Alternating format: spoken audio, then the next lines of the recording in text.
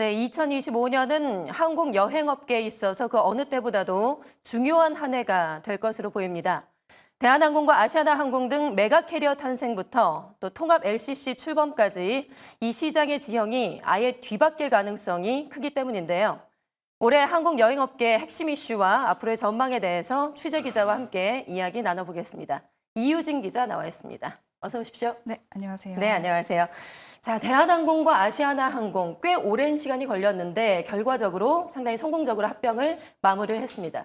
하지만 앞으로의 과제도 상당히 많이 남아있다고 들었는데요. 어떤 과제들이 있을까요? 네, 먼저 물리적 결합을 마쳤지만 양사 간 화학적 결합 과제를 어떻게 풀지가 관건으로 보입니다. 조한태 한진그룹 회장은 화학적 결합의 해결 방법으로 지붕 아래 한가족 카드를 꺼냈습니다. 조 회장은 서로 맞춰가기 위해서는 함께 노력하고 극복해야 할 과정이 필요하다면서도 우리가 같은 곳을 바라보고 함께 걸어가는 믿음직한 가족이자 동반자가 될 것이라 믿어 의심치 않는다고 말했습니다. 대한항공은 최근 운항과 정비, 안전과 재무, 인사 등 임원 8명을 아시아나항공에 파견 보냈습니다. 사내 통합 작업을 본격화하려는 의도로 풀이되는데요. 다음 달 16일 아시아나항공 임시 주주총회에서 대표이사 등 경영진이 교체되면 추가 인사도 단행할 것으로 보입니다. 아시아나항공 신임 대표에는 송보영 대한항공 여객본부장이 유력한 것으로 전해지고 있습니다. 송 본부장은 1988년 대한항공에 입사해서 여객 노선 영업 담당 임원, 미주 지역 본부장 등을 역임했습니다. 임시 주총에서는 나머지 아시아나항공 경영진도 대한항공 인사로 대거 교체될 것이라는 관측이 나오고 있습니다. 네, 이제 두 회사가 합쳐져서 한 지붕 아래 한 가족이 되겠다라는 거군요.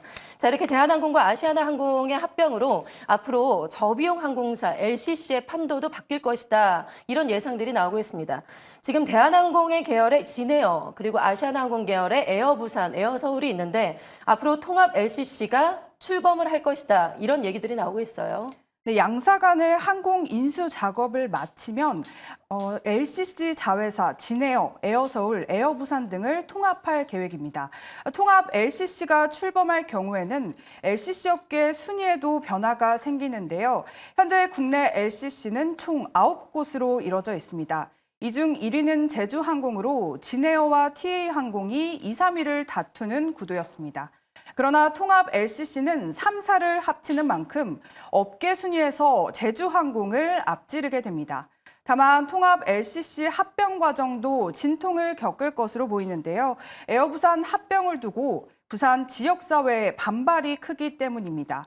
부산시와 부산 지역기업은 에어부산의 지분 16.15%를 보유하고 있는데 에어부산이 통합 LCC로 합쳐질 경우에 거점 공항이 인천국제공항으로 변경돼서 부산시로서는 거점 항공사를 잃게 되는 겁니다. 네, LCC 통합도 여러 가지 또 숙제들이 남아 있군요.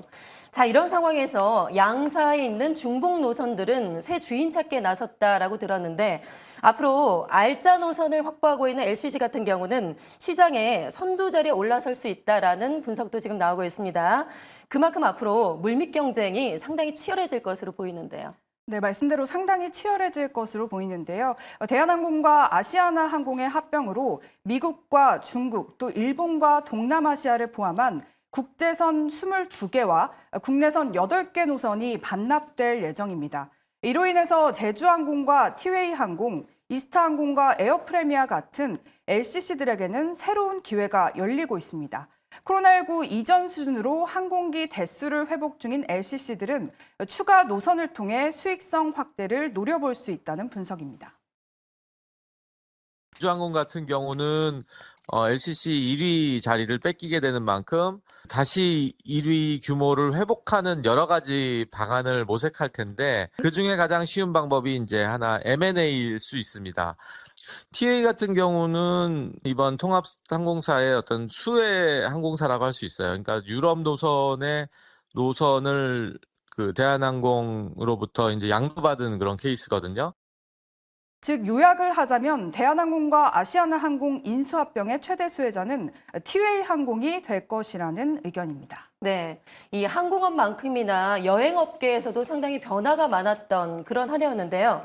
사실 올해 상반기까지 여행업계에서는 코로나19 이전으로의 실적을 다시 올리기 위해서 투자에 상당히 열을 올렸었는데 하반기부터는 악재가 상당히 많이 터졌었죠. 뭐 이른바 팀원과 위메프 사태로 영업이익이 상당히 많이 줄었고 또 최근에 있었던 비상계엄 선포로 인해서 전국이 불안해지면서 여행업계에 다시 찬바람이 지금 불고 있는 상황인데 그만큼 여행업계가 올 한 해 동안 대내외 영향을 상당히 많이 받았다 이렇게 볼 수가 있을 것 같아요. 네, 그렇습니다. 대내외 환경에 취약한 여행업은 그 어느 때보다 분주한 한 해를 보냈습니다.